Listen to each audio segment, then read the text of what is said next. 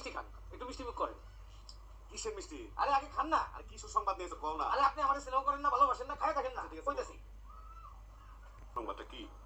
আপনার হয় একটা ভাতিজা নাহলে একটা ভাতিজি আইতাছে। বাইশটার কথা কই না তো, কল যে বাস্তি ফেলেছে। না, একটা ভাতিজা দরকার। বাইশটার কথা কই হই না। ডুপ্লিকেট আমার মিন্টু। দেখুন আমার মিন্টুর দিকে তাকাইলে আমার বুকটা ধক করে ওঠে। আরে আমি কি ওরে ওই শিক্ষা দিব নাকি? তুমি যত কথা দেখো, বাস্তি হইলে চার বেড়া ভিতরে থাকবো, বাবা মা সেবা যত্ন করবো, সংসারে কাজ কাম করবো, লাভ কোনটা বাইশটা না বাস্তি? তো পোলাও তো বড় কামাই পাতি করবো।